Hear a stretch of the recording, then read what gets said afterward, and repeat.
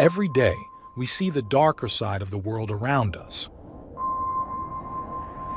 We witness how people can hurt others in ways that are hard to understand.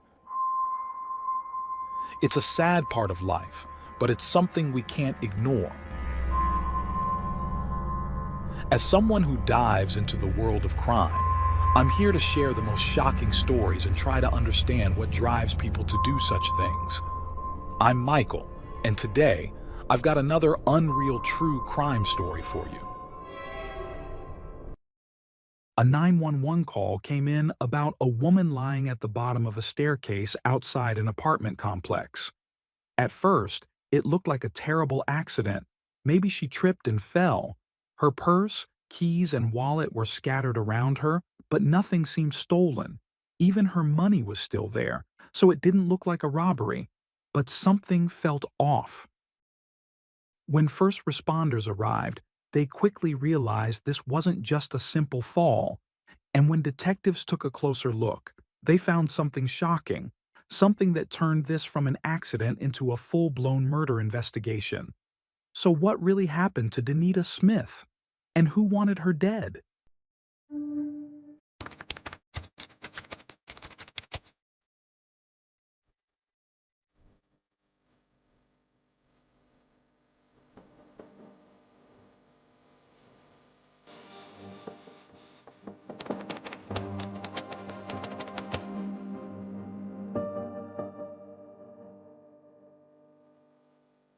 Danita Smith was born on November 10, 1981, in New Bern, North Carolina.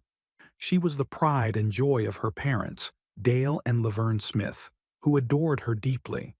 Growing up in a lively household alongside her three siblings, Derek, Darius, and Danielle, Danita's energy and enthusiasm for life were impossible to ignore. Even from a young age, she had an undeniable presence that made her stand out. Friends and family often described Danita as someone who could light up any room. Her warmth, kindness, and infectious smile made her unforgettable. Anyone who met her would quickly realize she had a natural ability to bring joy to those around her. Looking at her photos, it was clear her happiness radiated through every image, capturing the essence of someone who truly embraced life. Academically, Danita was a dedicated and hardworking student. Her teachers praised her commitment to excellence, and her efforts paid off when she graduated high school with honors. She then pursued higher education at North Carolina Central University, initially majoring in English. However, during her college years, Danita discovered a newfound passion: photojournalism. She became deeply fascinated by the power of visual storytelling and the way a single photograph could evoke emotions and tell compelling narratives. With her characteristic determination, she pursued this passion and quickly earned a reputation for her exceptional photography skills. In her personal life, Danita found happiness with her fiancé, Jermier Stroud, a young police officer from Greensboro, North Carolina. The two met in college and built a strong relationship over 6 years before Jermier proposed. For Danita, their engagement marked the beginning of an exciting new chapter, one filled with dreams of marriage, career success, and building a future together. However, there was one challenge they faced: distance. After graduating in 2004, Jermier moved to Greensboro for his job as a police officer, while Danita remained in Durham. Though only about an hour apart, their separation meant they couldn't see each other daily, making their relationship more reliant on weekend visits. Unfortunately, the physical distance may have created an emotional gap as well. Unbeknownst to Danita, Jermier had become involved with a colleague, Shannon Crawley, a 911 dispatcher and a single mother of two. On the morning of January 4, 2007, just after 10 a.m., a frantic 911 call came in from a male resident of Durham, North Carolina. He reported an alarming scene outside an apartment complex: a woman lying motionless at the bottom of the stairs, surrounded by blood. When first responders arrived at the scene, it was already too late. The woman on the ground was unresponsive, just as the caller had feared. Moments later, authorities confirmed the victim's identity. It was Danita Smith. Detective Sean Pate from the Durham Police Department took charge of the investigation, arriving at the scene to assess the situation. At first glance, it appeared that Danita had suffered a tragic fall. Her personal belongings, keys, purse, and wallet, were scattered around her, reinforcing the idea that she might have lost her balance. As officers examined her possessions, they noticed something unusual. Her wallet still contained a significant amount of cash. If this had been a robbery, it was unlikely the perpetrator would have left the money behind. This led investigators to question whether theft had anything to do with Danita's death. No cameras had captured what had transpired. However, as authorities took a closer look at Danita's body, it became clear that she had not simply fallen, she had been murdered. A fatal gunshot wound to the head was discovered. Her body's position had initially concealed the wound, leading to the assumption that she had simply fallen down the stairs. With this shocking revelation, law enforcement immediately began canvassing the area for witnesses. The apartment complex, which primarily housed students, was usually bustling with activity. However, due to the holiday season, fewer residents were around. Despite this, officers managed to locate a few individuals who had seen something suspicious. The most valuable testimony came from the complex's maintenance director. He told investigators that he had seen a woman fleeing the scene around the time of the incident. She was described as tall, black woman with a fair complexion, driving a burgundy SUV. This key detail raised immediate suspicions. Could this woman be connected to Danita's murder? Interestingly, the maintenance director had not only seen the woman, he had spoken with her. He heard a gunshot and noticed the woman appeared visibly shaken. When he asked if she had heard the gunfire, she admitted that she had and seemed extremely upset. He even suggested that she meet him at another location so they could report the incident to the police together. Instead, she left the scene. Though the maintenance worker eventually called 911, his call was not the one that initially brought first responders to the complex.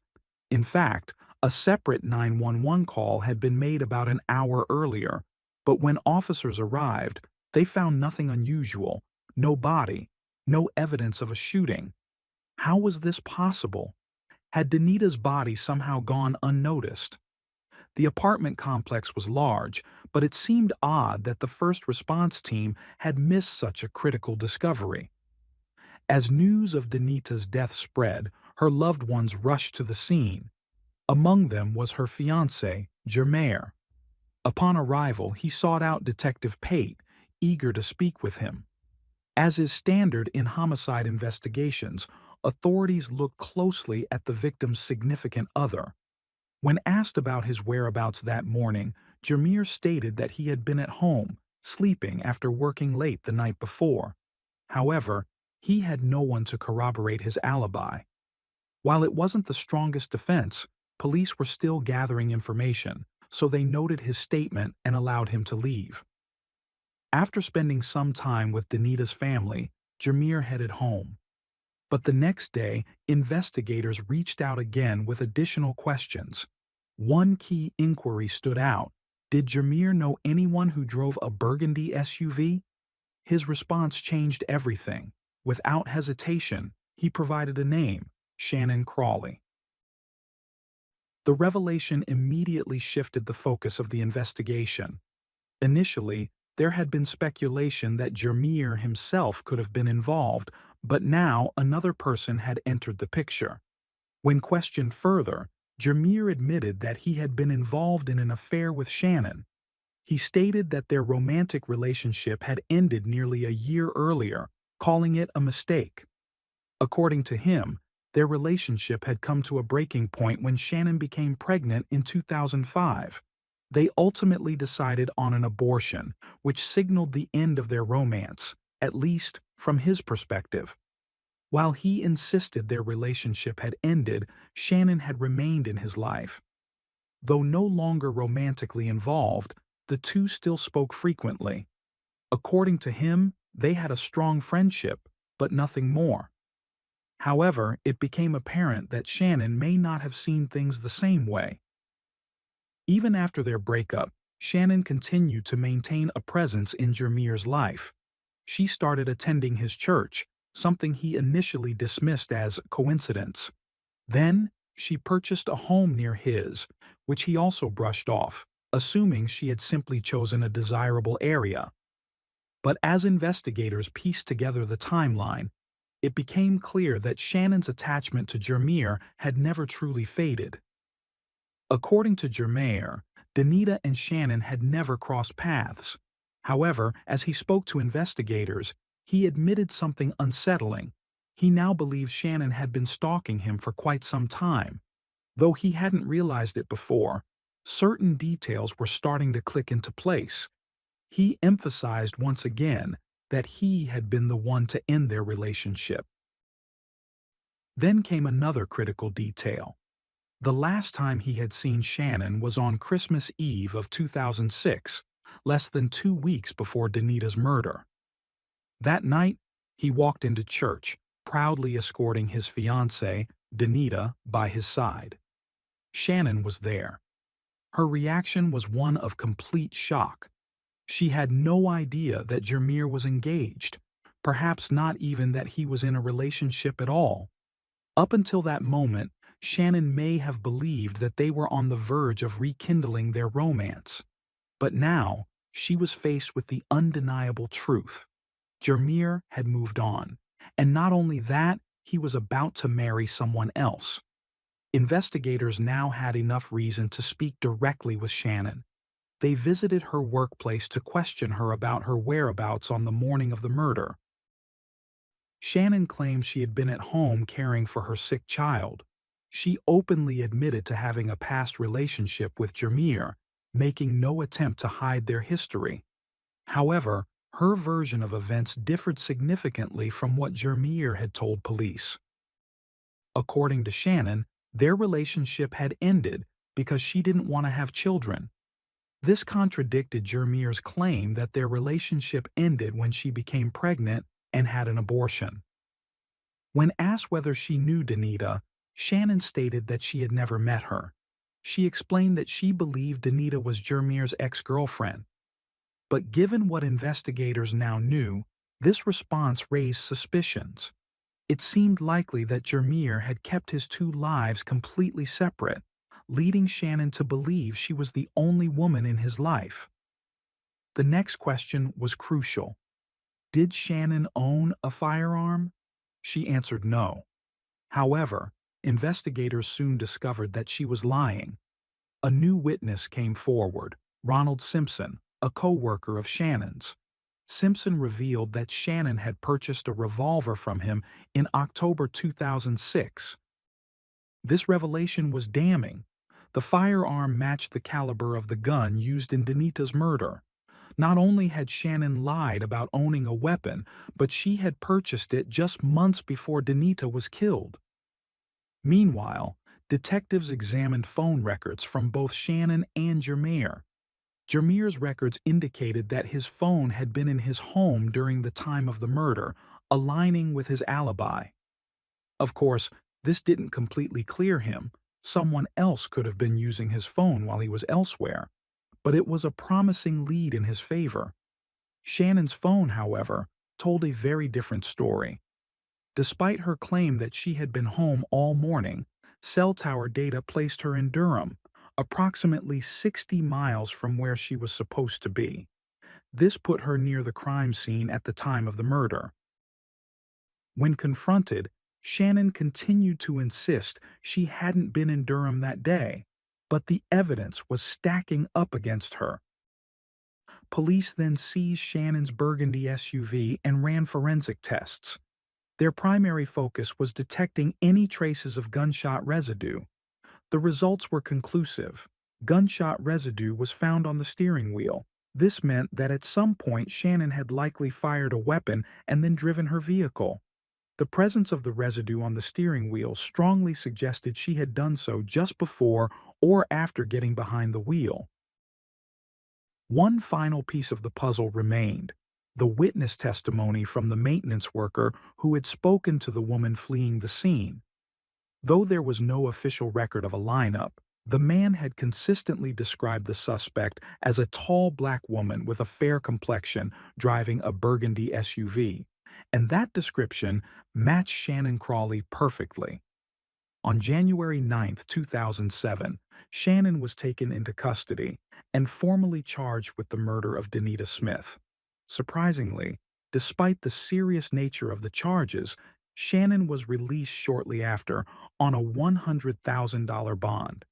She had no prior criminal history, which likely played a role in the court's decision. Additionally, as a 9/11 dispatcher and the sole caretaker of her two young children, she fit the profile of someone who might receive leniency, especially when it came to setting bail. But Shannon wasn't content to wait for trial. In May 2007, just a few months after her arrest, she and her attorney made an unexpected move. They voluntarily walked into the Durham Police Department to present their own version of events. What she told them completely flipped the narrative. Shannon now claimed that Jermier had been the one stalking her after their breakup. She alleged that he frequently called her, showed up at her workplace unannounced, and made her feel unsafe. According to Shannon, a concerned coworker had even offered her a gun for protection, knowing that Jermier carried a firearm as a police officer. She admitted to taking the weapon, but insisted she regretted the decision and disposed of it soon after. Then, she dropped a bombshell. Shannon told police that on the morning of Danita's murder, Jermier had forced her into her own vehicle at gunpoint. She claimed he made her drive to an unfamiliar apartment complex, Danita's residence, where he took her phone and keys before stepping out of the car. She described waiting in the car for a long period, unsure of what was happening, until she suddenly heard shouting. She couldn't make out the words, but she recognized Jermier's voice arguing with a woman. Moments later, a gunshot rang out. According to Shannon, Jermier sprinted back to the car in a panic and ordered her to drive. She said he climbed into the back seat, crouching down on the floor while urging her to leave as quickly as possible. She also claimed this was when she encountered the maintenance worker. In her version of events, she briefly stopped, hoping he would recognize that she was in distress, but she ultimately drove away because Jermier had his gun pressed to her back. However, there were immediate problems with her story. First, how did she explain the gunshot residue found on the steering wheel of her car?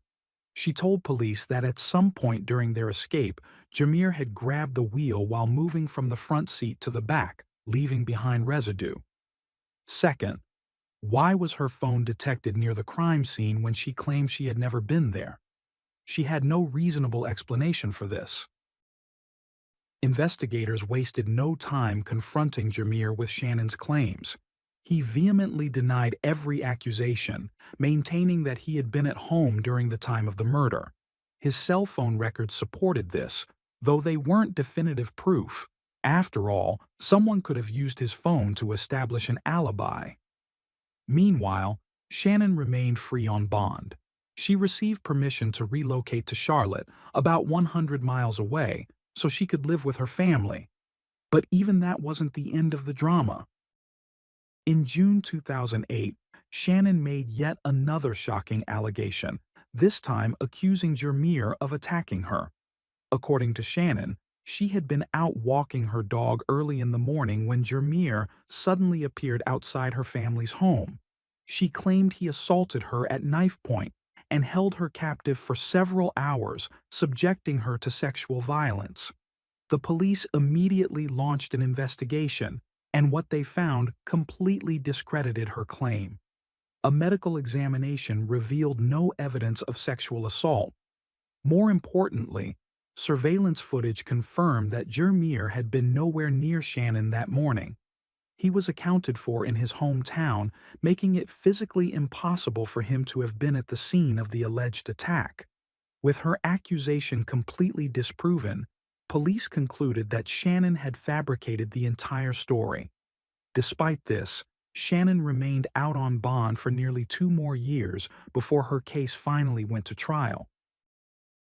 On February 8, 2010, the trial began. The prosecution argued that Shannon had become obsessed with Jeremiah and saw Danita as an obstacle standing in the way of her future with him. Her motive, they claimed, was fueled by jealousy and a desperate desire to remove the competition. Meanwhile, the defense maintained that Shannon was being set up, that the real perpetrator was none other than Jeremiah himself. However, she never provided a specific reason why he would have done it. Instead, she repeatedly described him as violent and controlling, painting a picture of a man who was dangerous and unpredictable. Despite the defense's efforts, the jury would hear about Shannon's past false allegations against Jeremiah, including the rape accusation that had been thoroughly disproven. Her legal team fought aggressively to keep this out of the trial, but they lost.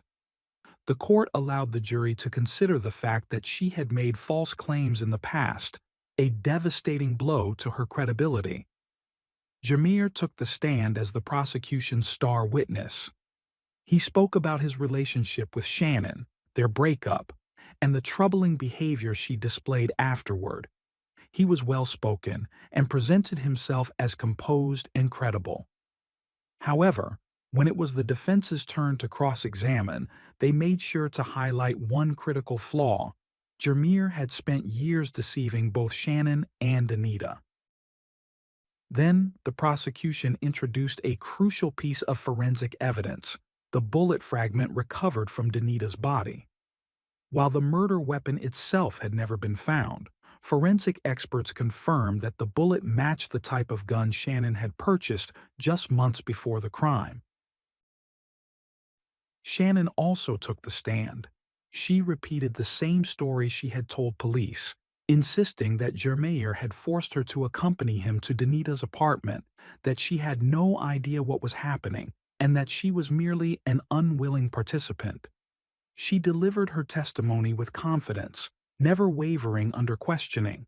For a moment, it seemed like she was holding her own. Then the prosecution revealed what would be her undoing: tape recordings. Shannon had secretly recorded conversations with Jeremiah after Danita's murder, supposedly in an effort to get him to confess. These tapes had been provided to her defense team, but they had chosen not to use them. That alone was suspicious. The prosecution, however, had no reservations about playing the recordings in court. In the recordings, Shannon could be heard questioning Jeremiah about what had happened. At one point, he asked who she had been talking to. She denied speaking to anyone, but he continued to press her. Then, he issued what seemed to be a chilling threat, warning that if she kept talking, he would find her. The voice on the recording sounded unusually high-pitched, nothing like Jeremiah's natural speaking voice. The prosecution seized the opportunity, pointing out the discrepancy. Even Danita's friends and family, who knew Jeremiah well, testified that the voice on the tape didn't sound like him at all. The implication was clear: Shannon had staged the recordings. The prosecution suggested that she had hired someone to impersonate Jeremiah, trying to fabricate evidence to shift the blame onto him. By this point, Shannon's credibility had been completely dismantled. In the end, the jury found Shannon Crawley guilty of Danita Smith's murder. She was sentenced to life in prison without the possibility of parole. As for Jeremiah, he eventually left law enforcement and pursued a career in financial advising. He moved on with his life, getting married and starting a family. Yet in the end, no outcome could undo the tragic loss of Danita Smith. By all accounts, she was a remarkable woman with a bright future. She had so much left to accomplish, so many dreams that would never come to fruition. But her memory remains alive, not only through the justice that was served, but in the hearts of her family and friends, who continue to honor her life.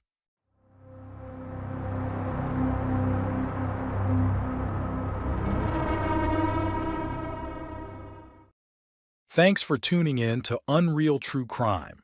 If you're intrigued by mysteries from around the world, check out our new channel, Latin Crimes, where we dive into the gripping true crime stories of Latin America. Don't miss out. Subscribe now for more thrilling investigations.